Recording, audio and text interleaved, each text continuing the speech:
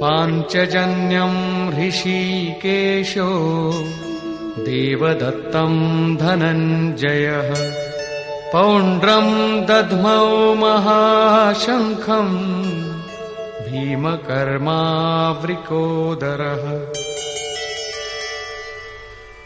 ऋषिकेशः, जो हृदय के सर्वस्व ज्ञाता है, उन कृष्ण ने 5 जन्य शंख बजाया। पांचों ज्ञानेंद्रियों को 5 तन्मात्राओं शब्द, स्पर्श, रूप, रस, गंध के रसों से समेटकर अपने जन भक्त की श्रेणी में ढालने की घोषणा की। विकराल रूप से बहकती हुई इंद्रियों को समेटकर उन्हें अपने सेवक की श्रेणी में खड़ा कर देना हृदय से प्रेरक सद्गुरु की देन है। श्री कृष्ण एक योगेश्वर सद्गुरु थे।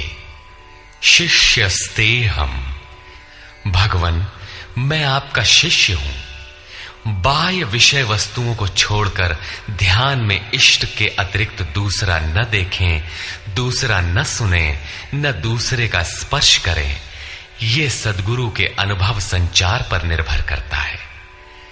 देवदत्तम धनंजयः, दैवी संपत्ति को अधीन करने वाला अनुराग ही अर्जुन है। इष्ट के अनुरूप लगाव जिसमें विरह, वैराग्य, अश्रुपात हो। गदगद गिरा नयन बह नीरा, रोमांच हो। इष्ट के अतिरिक्त अन्य विषय वस्तु का लेश मात्र टकराव न होने पाए, उसी को अनुराग कहते हैं। यदि ये सफल होता है तो परम देव परमात्मा में प्रवेश दिलाने वाली दैवी संपद पर आधिपत्य प्राप्त कर लेता है। इसी का दूसरा नाम धनंजय भी है। एक धन तो बाहरी संपत्ति है जिससे शरीर निर्वाह की व्यवस्था होती है। आत्मा से इसका कोई संबंध नहीं है। इससे परे स्थिर आत्मिक संपत्ति ही निज संपत्ति है। बृहदारण्य कोपनिषद में याज्ञवल्क्य ने मैत्रेयी को यही समझाया कि धन से संपन्न पृथ्वी के स्वामित्व से भी अमृतत्व की प्राप्ति नहीं हो सकती। उसका उपाय आत्मिक संपत्ति है। भयानक कर्म वाले भीमसेन ने पौंड्र अर्थात प्रीति नामक महाशंख बजाया। भाव का उद्गम और निवास स्थान हृदय है, इसलिए इसका नाम वृकोदर है। आपका भाव लगाव बच्चे में होता है, किंतु वस्तुतः वो लगाव आपके हृदय में है, जो बच्चे में जाकर मूर्त होता है। ये भाव अथाह और महान बलशाली है। उसने प्रीति नामक महाशंख बजाया। भाव में ही वो प्रीति निहित है, इसीलिए भीम ने पौंड्र प्रीति नामक महाशंख बजाया। भाव महान बलवान है, किंतु प्रीति संचार के माध्यम से। हरि व्यापक सर्वत्र समाना, प्रेम ते प्रकट हो ही मैं जाना। अनंत विजयम राजा कुंती पुत्रो युधिष्ठिरः नकुलः सहदेवश्च सुघोषमणिपुष्पकौ। कुंती पुत्र राजा युधिष्ठिर ने अनंत विजय नामक शंख बजाया। कर्तव्य रूपी कुंती और धर्म रूपी युधिष्ठिर। धर्म पर स्थिरता रहेगी तो अनंत विजयम अनंत परमात्मा में स्थिति दिलाएगा। युद्धे स्थिरः सह युधिष्ठिरः। प्रकृति पुरुष क्षेत्र क्षेत्रज्ञ के संघर्ष में स्थिर रहता है, महान दुख से भी विचलित नहीं होता। तो एक दिन जो अनंत है, जिसका अंत नहीं है, वो है परम तत्व परमात्मा, उस पर विजय दिला देता है। नियम रूपी नकुल ने सुघोष नामक शंख बजाया। ज्यों ज्यों नियम उन्नत होगा, अशुभ का शमन होता जाएगा, शुभ घोषित होता जाएगा। सत्संग रूपी सहदेव ने मणिपुष्पक शंख बजाया। मनीषियों ने प्रत्येक श्वास को बहुमूल्य मणि की संज्ञा दी है। हीरा जैसी श्वासा बातों में बीती जाए। एक सत्संग तो वो है जो आप सत्पुरुषों की वाणी से सुनते हैं, किंतु यथार्थ सत्संग आंतरिक है। श्री कृष्ण के अनुसार आत्मा ही सत्य है, सनातन है। चित्त सब ओर से सिमटकर आत्मा की संगत करने लगे, यही वास्तविक सत्संग है। ये सत्संग चिंतन, ध्यान और समाधि के अभ्यास से संपन्न होता है। ज्यों-ज्यों सत्य के सान्निध्य में सुरत टिकती जाएगी, त्यों-त्यों एक-एक श्वास पर नियंत्रण मिलता जाएगा। मन सहित इंद्रियों का निरोध होता जाएगा। जिस दिन सर्वथा निरोध होगा, वस्तु प्राप्त हो जाएगी। वाद्य यंत्रों की तरह चित्त का आत्मा के स्वर में स्वर मिलाकर संगत करना ही सत्संग है। बाह्य मणि कठोर है, किंतु श्वास मणि पुष्प से भी कोमल है। पुष्प तो विकसित होने या टूटने पर कुम्हलाता है, किंतु आप अगले श्वास तक जीवित रहने की गारंटी नहीं दे सकते। किंतु सत्संग सफल होने पर प्रत्येक श्वास पर नियंत्रण दिलाकर परम लक्ष्य की प्राप्ति करा देता है। इसके आगे पांडवों की कोई घोषणा नहीं है, किंतु प्रत्येक साधन कुछ न कुछ निर्मलता के पथ में दूरी तय करता है। आगे कहते हैं,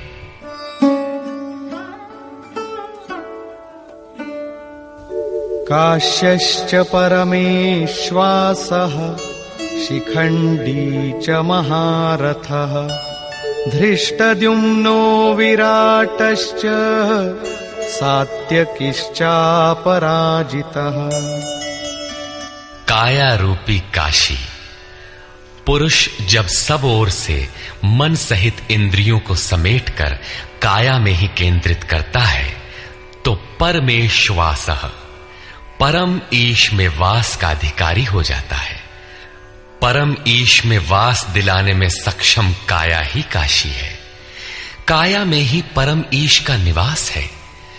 परमेश्वास का अर्थ श्रेष्ठ धनुष वाला नहीं, बल्कि परम धन ईश धन वास है। शिखा सूत्र का त्याग ही शिखंडी है। आजकल लोग सिर के बाल कटा लेते हैं और सूत्र के नाम पर गले की जनेऊ हटा लेते हैं, अग्नि जलाना छोड़ देते हैं। हो गया सन्यास उनका। नहीं, वस्तुतः शिखा लक्ष्य का प्रतीक है जिसे आपको पाना है, और सूत्र है संस्कारों का।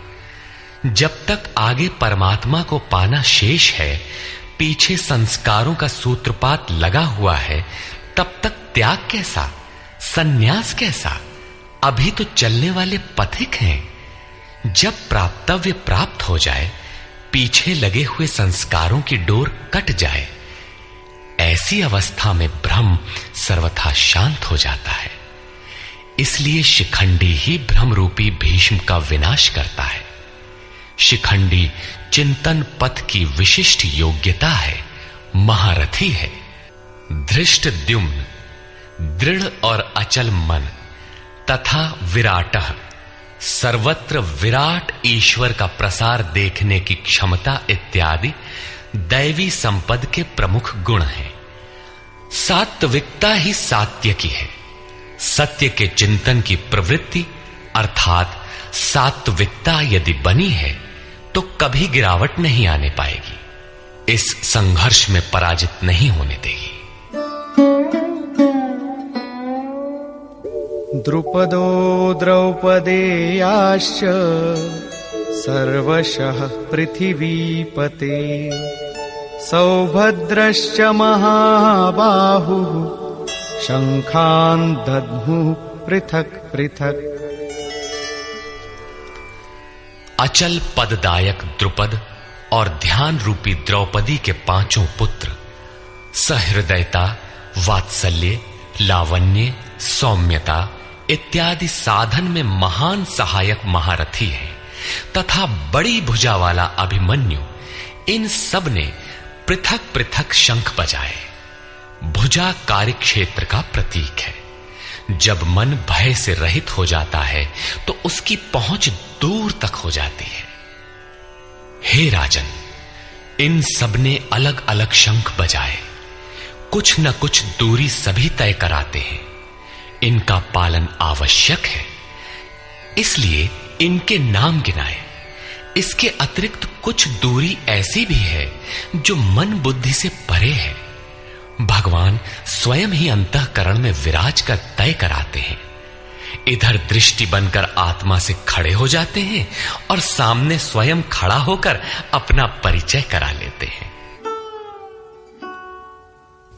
सघोषोधार्तराष्ट्राणाम् हृदयानि व्यदारयत् नभश्च पृथिवीं चैव तुमुलो व्यनुनादयन्।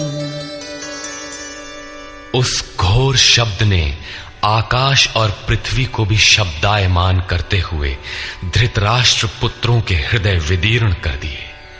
सेना तो पांडवों की ओर भी थी, किंतु हृदय विदीर्ण हुए धृतराष्ट्र पुत्रों के। वस्तुतः पांचजन्य दैवी शक्ति पर आधिपत्य, अनंत पर विजय, अशुभ का शमन और शुभ की घोषणा धारावाही होने लगे तो कुरुक्षेत्र आसुरी संपद, बहिर्मुखी प्रवृत्तियों का हृदय विदीर्ण हो जाएगा। उनका बल शनैः शनैः क्षीण होने लगता है। सर्वथा सफलता मिलने पर मोहमयी प्रवृत्तियां सर्वथा शांत हो जाती हैं।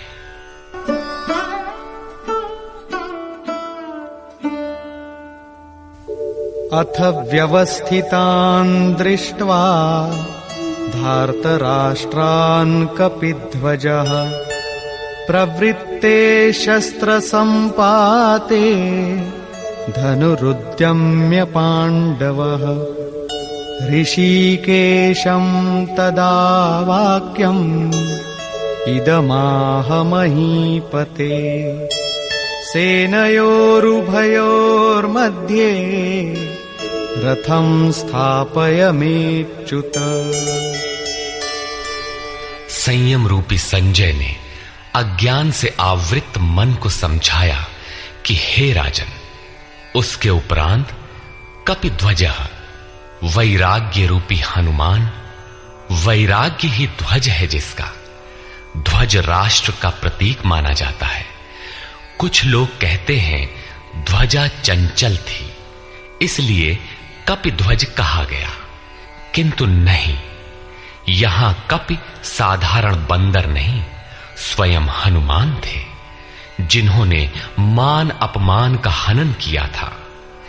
सममान निरादर आदरहीन। प्रकृति की देखी सुनी वस्तुओं से, विषयों से राग का त्याग ही वैराग्य है। अतः वैराग्य ही जिसकी ध्वजा है, उस अर्जुन ने व्यवस्थित रूप से धृतराष्ट्र पुत्रों को खड़े देखकर शस्त्र चलने की तैयारी के समय धनुष उठाकर ऋषिकेशम, जो हृदय के सर्वस्व ज्ञाता है, उन योगेश्वर श्री कृष्ण से ये वचन कहा, हे अच्युत, जो कभी च्युत नहीं होता, मेरे रथ को दोनों सेनाओं के बीच खड़ा करिए। यहां सारथी को दिया गया आदेश नहीं, इष्ट सद्गुरु से की गई प्रार्थना है, किस लिए खड़ा करें?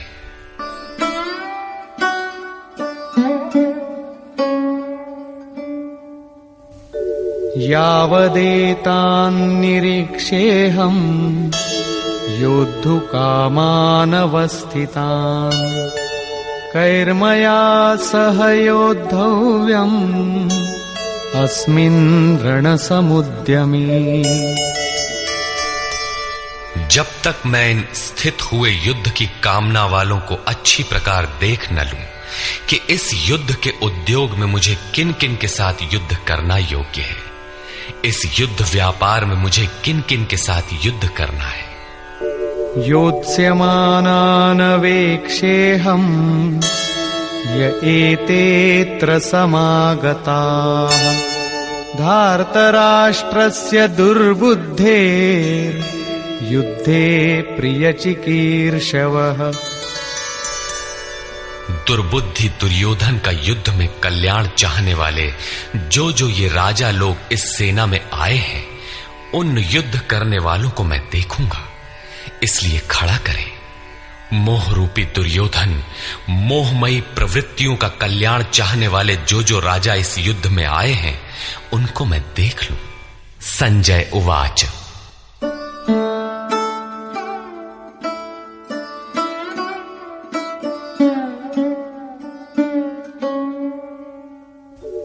एवमुक्तो ऋषिकेशो गुडाकेशेन भारत, सेनयोरुभयोर्मध्ये स्थापयित्वा रथोत्तमम्। भीष्मद्रोणप्रमुखतः सर्वेषां च महीक्षिताम्।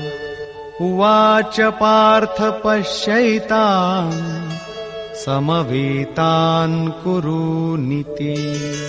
संजय बोला, निद्राजयी अर्जुन द्वारा इस प्रकार कहे जाने पर हृदय के ज्ञाता श्री कृष्ण ने दोनों सेनाओं के बीच भीष्म, द्रोण और महीक्षिताम शरीर रूपी पृथ्वी पर अधिकार जमाए हुए संपूर्ण राजाओं के बीच उत्तम रथ को खड़ा करके कहा कि पार्थ, इन इकट्ठे हुए कौरवों को देख। यहां उत्तम रथ सोने चांदी का रथ नहीं है। संसार में उत्तम की परिभाषा नश्वर शरीर के प्रति अनुकूलता प्रतिकूलता से की जाती है। ये परिभाषा अपूर्ण है। जो हमारे आत्मा, हमारे स्वरूप का सदैव साथ दे, वही उत्तम है, जिसके पीछे अनुत्तम मलिनता न हो।